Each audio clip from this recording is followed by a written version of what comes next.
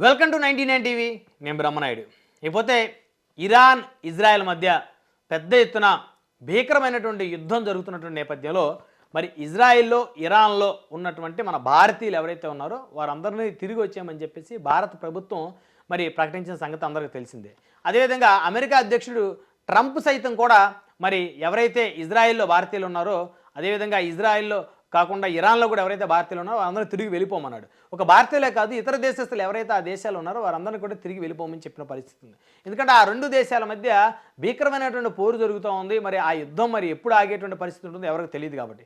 అయితే ఇప్పుడు ఇరాన్ సంగతి కనుక చూస్తే మరి ఇజ్రాయెల్ పెద్ద ఎత్తున దాడులు ముమ్మరం చేసింది ఇరాన్ మీద. ఎందుకంటే ఇజ్రాయెల్ గురించి చెప్పాలంటే మరి టెక్నికల్గా చాలా ముందున్నటువంటి దేశం ఇజ్రాయెల్ దేశం. సో ఉగ్రవాదాన్ని తుదుముట్టించేటువంటి క్రమంలో మరి ఇజ్రాయెల్ గాజా నగరం మీద జరిపిన దాడులు అందరికీ తెలిసిందే.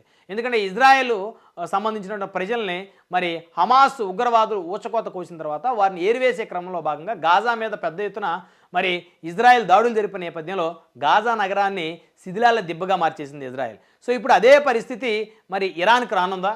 అదేవిధంగా ఇరాన్లోని టెహ్రాన్ ఏదైతే ఇరాన్ రాజధానికి ఉన్నటువంటి టెహ్రాన్ నగరం, ఆ నగరాన్ని కూడా ఇప్పుడు పెద్ద ఎత్తున ఇజ్రాయెల్ టార్గెట్ చేసింది. ఆ నగరంలో ఉన్నటువంటి భారతీయులు కానీ ఇతర దేశస్తులు కానీ అక్కడి నుంచి వెళ్ళేటువంటి కార్యక్రమంలో భాగంగా పెద్ద ఎత్తున ఆ నగరం ఖాళీ చేసి వెళ్ళిపోతున్నారు.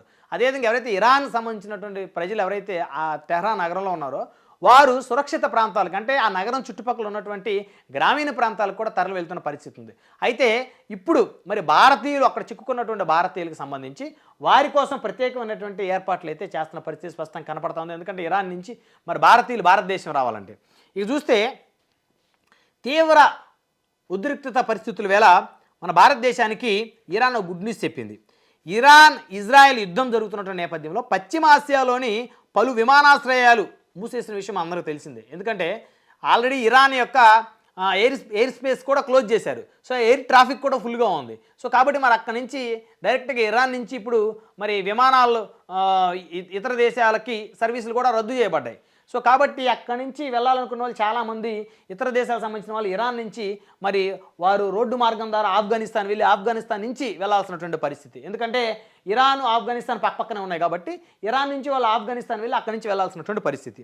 ఇకపోతే ఈ యొక్క భీకర యుద్ధంతో పశ్చిమాసియా మొత్తం కూడా తీవ్రంగా రగిలిపోతూ ఉంది. సో ఈ నేపథ్యంలో ఆ ప్రాంతంలోని విమానాశ్రయాలన్నీ మూసేశారు. అయితే దానికి ఫలితంగా గగనతలంలోని విమానాలు పౌర విమానాలన్నీ కూడా పూర్తిగా కనుమరుగైనటువంటి పరిస్థితి. ఈ సమయంలో భారత్కు ఇరాన్ ఒక శుభవార్త అందించింది.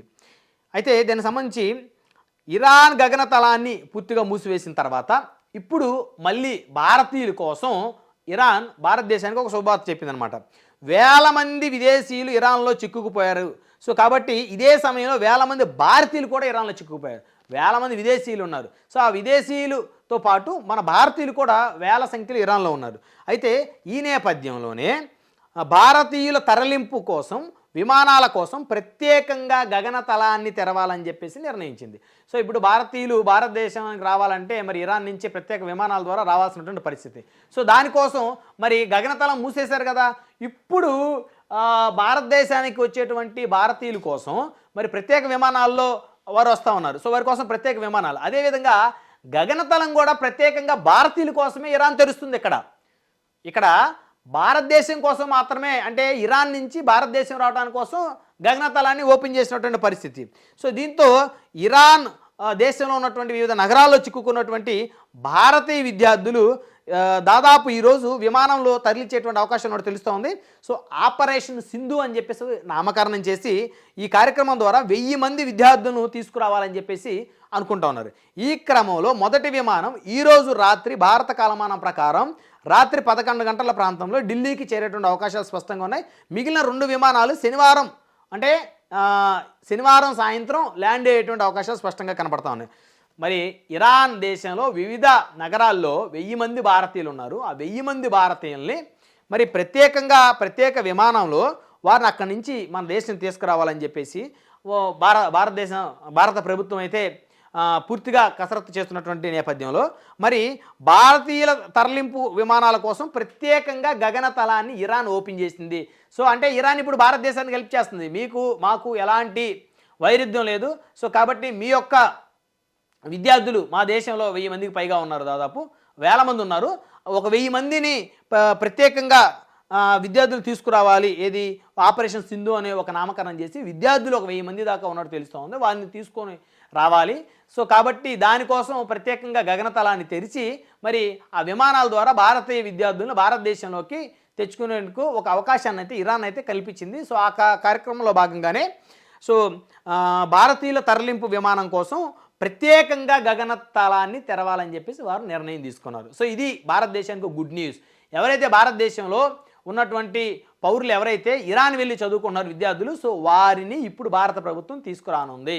ప్రత్యేక విమానాలు, అదేవిధంగా ప్రత్యేకంగా మన భారతదేశం కోసమే ప్రత్యేకంగా వారు ఇరాన్ గగనతలాన్ని తెరవనున్నారు. ఇది నిజంగా భారతీయులకైతే ఒక శుభవార్తని చెప్పాలి. ఈ సందర్భంగా స్పందించిన విదేశాంగ శాఖ ప్రతినిధి విదేశాల్లో ఉన్న భారతీయ పౌరుల భద్రతకు భారతదేశం అత్యధికంగా ప్రాధాన్యత ఇస్తుందని చెప్పారు.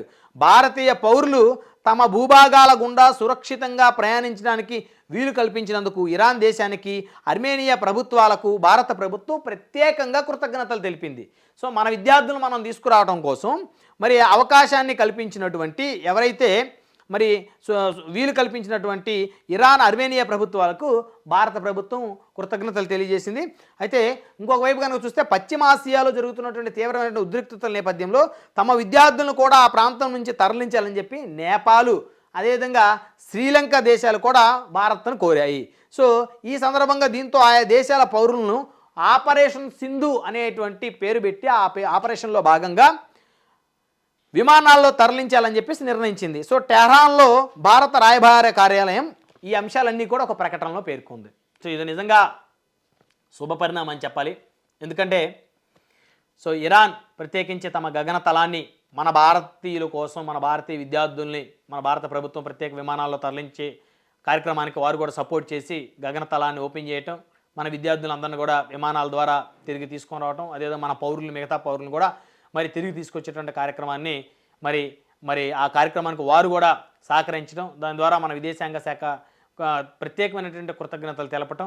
అదేవిధంగా ఇక్కడ కీలకంగా కనుక చూస్తే పశ్చిమాసియాలో పెద్ద ఎత్తున ఉద్రిక్తలు ఉన్నాయి కాబట్టి తమ విద్యార్థులను కూడా ఆ ప్రాంతం నుంచి తరలించాలని చెప్పేసి నేపాల్, శ్రీలంక దేశాలు కూడా భారత్ను కోరాయి. సో దీంతో ఆయా దేశాల పౌరులను కూడా ఆపరేషన్ సింధులో భాగంగా విమానాల్లో వారిని కూడా తరలించాలని చెప్పేసి నిర్ణయించింది భారత ప్రభుత్వం. అయితే టెహ్రాన్లో భారత రాయబార కార్యాలయం ఈ విషయాలన్నీ కూడా ఒక ప్రకటనలో పేర్కొంది. ఇది నిజంగా చాలా శుభవార్త.